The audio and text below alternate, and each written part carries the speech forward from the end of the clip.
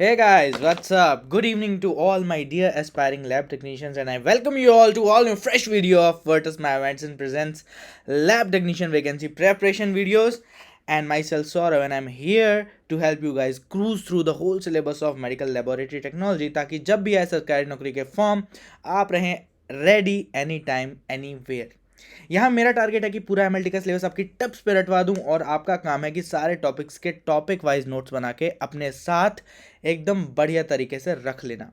और खाली देखना नहीं है वीडियोस को, देखने के साथ साथ आपको इन वीडियोस को एसिमुलेट भी करना है आपके ब्रेन में एंड फ़ायदा उठाना है ये सारे लेक्चर्स का। ठीक है, जिस तरह से पॉइंट वाइज बना के मैं आपको नोट्स दे रहा हूँ उसी तरीके से पॉइंट वाइज फॉर्मेट में आपने भी नोट्स बना के रख लेने हैं ताकि आपको रिवीजन में दिक्कत ना आए। रिवीजन में दिक्कत नहीं आएगी तो आपका आसानी से सारा सिलेबस तैयार हो पाएगा।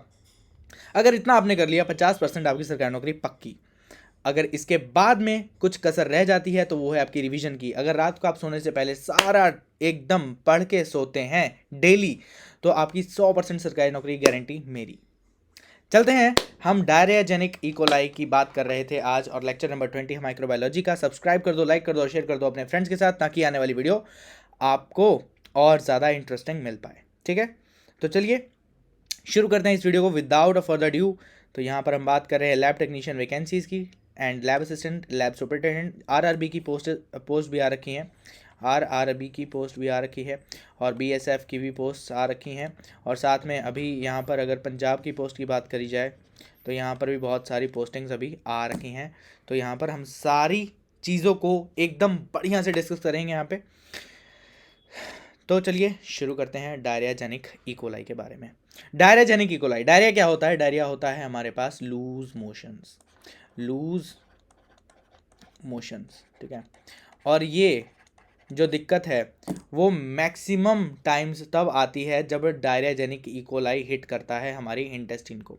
अलग अलग तरीके से हिट कर सकता है। फॉर एग्जांपल टॉक्सिन रिलीज कर सकता है, इन्वेजन कर सकता है और या फिर एडहेरेंट इकोलाई भी हमारे पास यहाँ पर कॉज कर सकते हैं। क्या?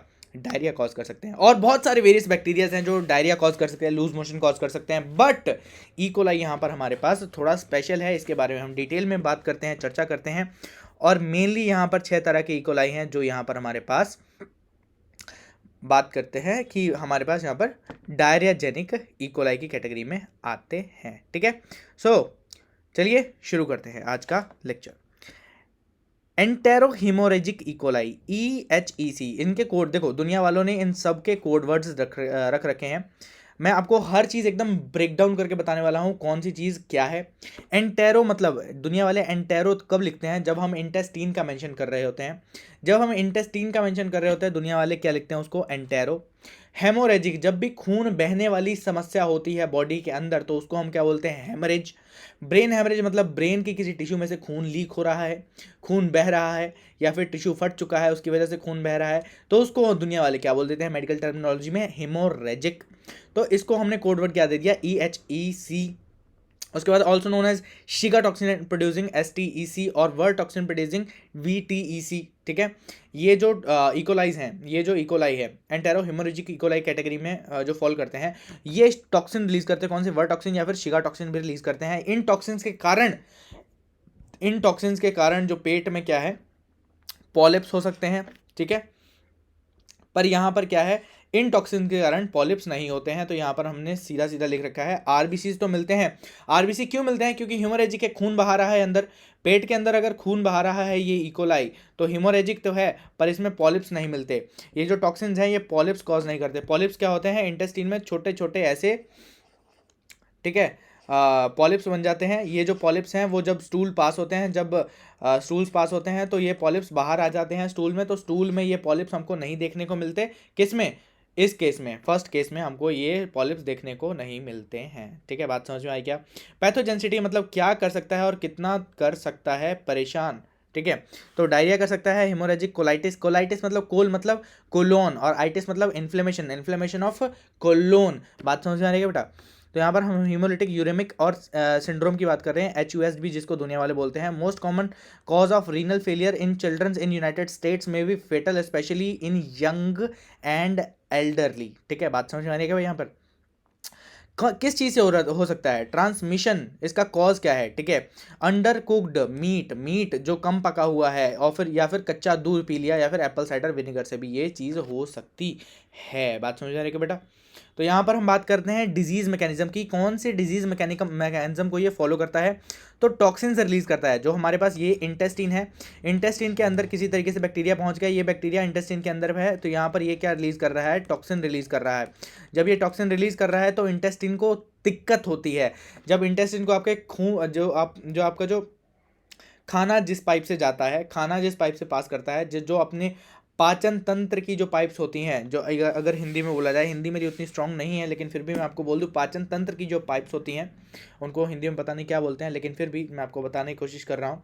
ये जो पाइप्स होती हैं, जो इंटेस्टीन होती है हमारी, इसके अंदर जब बैक्टीरिया बैठा होता है तो वो यहाँ पर टॉक्सिन रिलीज करता है, तो इंटेस्टीन को क्या हो जाती है, दिक्कत। जब दिक्कत हो जाती है तो वहाँ पर क्या हो जाता है, हेमोरेज। हेमोरेज मतलब क्या, खून बहना। खून बहता है तो यहाँ पर आरबीसी दिखेंगे पर पॉलिप्स नहीं दिखेंगे, पॉलिप्स नहीं दिखेंगे। अगेन ये मैं मटेरियल इसलिए रखता हूँ, जो रिसर्च ओरिएंटेड तैयारी करना चाह रहे हैं तो उनके लिए ये साइड में मटेरियल पड़ा रहता है। ETEC, नेक्स्ट बात करते हैं, नेक्स्ट तरह का इकोलाई कौन सा है, ETEC, एंटेरोटॉक्सीजेनिक इकोलाई, जो टॉक्सिन रिलीज करता है, ठीक है। तो उस कैटेगरी में ये देखो, ये हमारे पास इंटेस्टीन है, इंटेस्टीन की दीवार है, ये इसी तरीके से इंटेस्टीन की दीवार ये होती है और ये होती है, और यहाँ पर हमारे पास ये क्या है, हमारे पास छोटे छोटे यहाँ पर प्रोसेसेस यहाँ पर इंटेस्टीन में हमको देखने को मिलते हैं। और यहाँ पर ये जो इकोलाई है ये अंदर घुस जाता है, यहाँ पर हमारे पास देखो, ये जो इकोलाई है टॉक्सीजेनिक है, अंदर नहीं घुसता है, ये बाहर ही रहता है, एंड अंदर क्या रिलीज कर देता है, टॉक्सिन्स रिलीज कर देता है। और कॉज क्या करता है, ट्रैवलर्स डायरिया, ट्रैवलर्स डायरिया, ठीक है। और डायरिया इन इन्फेंट्स, इन्फेंट्स मतलब छोटे बच्चे।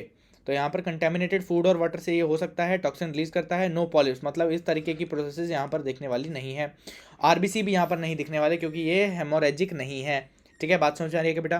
Profuse watery stool, watery stool मतलब जो हमारे पास जो सॉलिड वेस्ट मटेरियल है वो सॉलिड नहीं रह जाएगा, वाटरी हो जाएगा। क्या बेटा, DNA probe to detect toxin and toxin genes, ठीक है। टॉक्सिन जीन्स को अगर डिटेक्ट करना है कि कौन से बैक्टीरिया ने ये कॉज कर रखा है, तो उसके लिए हम डीएनए प्रोब का यूज़ कर सकते हैं।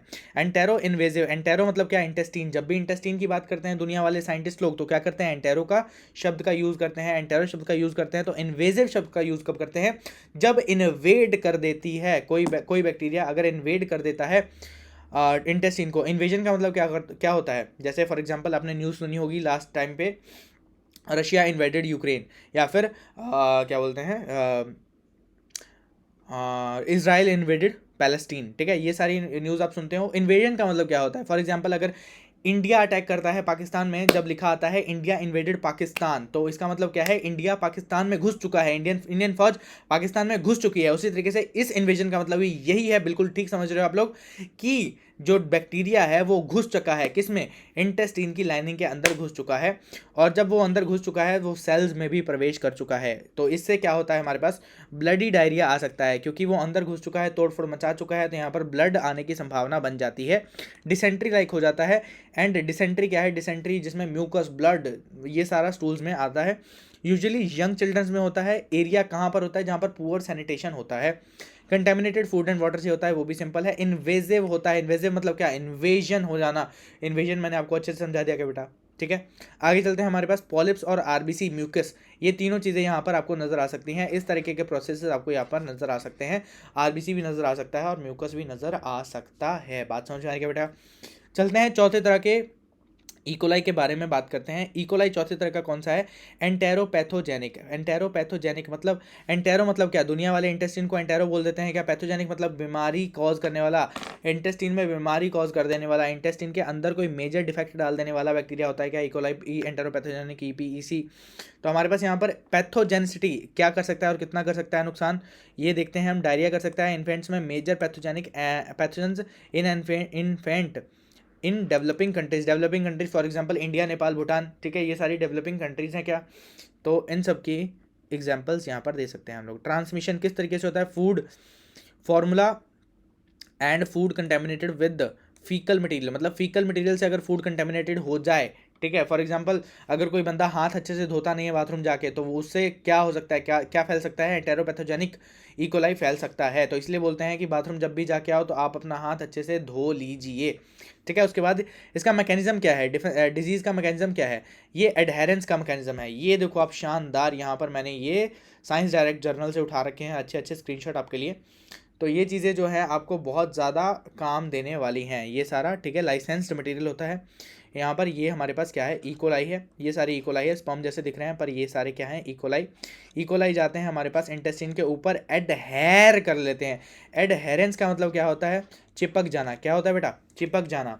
और ये जब यहाँ पर चिपक जाते हैं तो यहाँ पर ये क्या मटेरियल फालतू का यहाँ पर जमा हो जाता है। जब ये जमा हो जाता है तो ये अंदर क्या रिलीज़ कर देते हैं, अपने जो भी आप यहाँ पर बीमारियाँ कॉज करने वाले मटेरियल है, ये अंदर रिलीज कर देते हैं। और यहाँ पर पॉलिप्स भी नज़र नहीं आते और आरबीसीज भी नज़र नहीं आते, क्योंकि ऊपर ही एडहेरेंट हैं, और एडहेरेंट ऊपर है बट अपना मटेरियल जो है वो अंदर सिक्रीट कर दे रहे हैं। वाटरी डायरिया विद म्यूकस आ जाता है, यहाँ पर बात करते हैं हम, ठीक है। यहाँ पर म्यूकस यहाँ पर क्यों जमा होता है, म्यूकस जमा होता है क्योंकि ये बैक्टीरिया को मारना चाहता है।